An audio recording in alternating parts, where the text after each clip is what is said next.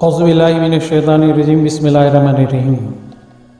مہدی موعود علیہ السلام کے عطا کیے ہوئے فرائض ولایت حکم الہی سے جو آپ نے اللہ کی مخلوق کو دیے ہیں، ان میں سے ایک فرض عزلت عن الخلق ہے۔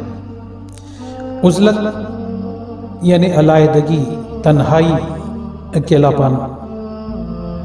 اللہ تعالیٰ نے قرآن میں ارشاد فرمایا سورہ مزمل آیت نمبر 8 میں، بسم اللہ الرحمن الرحیم، وَاذْكُرِ اسْمَ رَبِّكَ وَتَبَتَّلْ إِلَيْهِ تَبْتِيلًا، جس کا ترجمہ یہ ہے کہ اور یاد کر نام اپنے پروردگار کا اور تمام مخلوق سے دور ہو جا اس کی طرف متوجہ ہونے کے لیے، یعنی اللہ کی طرف متوجہ ہونے کے لیے اللہ کی مخلوق سے یا دنیا سے دور ہونا ضروری ہے، یعنی اپنے آپ کو اللہ کے سوائے دوسری سب چیزوں سے دور رکھ۔ عبادت اور ذکر خدا کے لیے یکسوئی یعنی ایک دھیان ہونا، توجہ پیدا کرنے کے لیے انسان کو عزلت یعنی ایکانت اختیار کرنا بہت ضروری ہے۔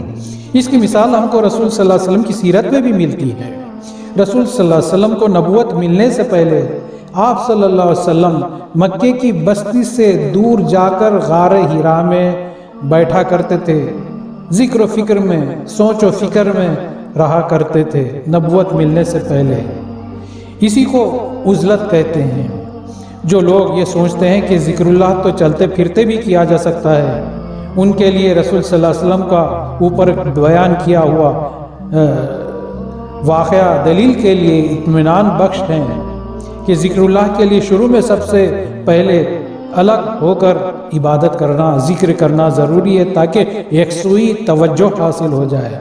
جب ذکر اللہ سے دل بیدار ہو جائے، آدمی کا دل بھی ذکر کرنے لگ جائے، تب چلتے پھرتے بھی ذکر کیا جا سکتا ہے۔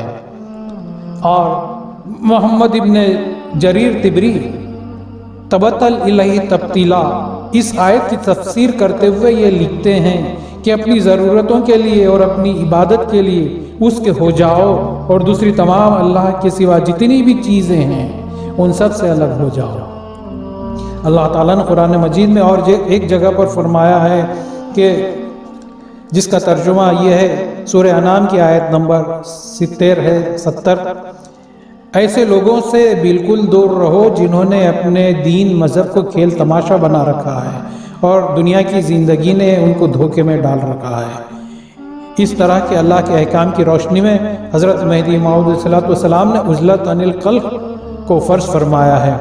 اسی لیے حضرت رسول مقبول صلی اللہ علیہ وسلم غار حرا میں تنہا اور اکیلے بستی سے دور ہو کر عبادت کیا کرتے تھے۔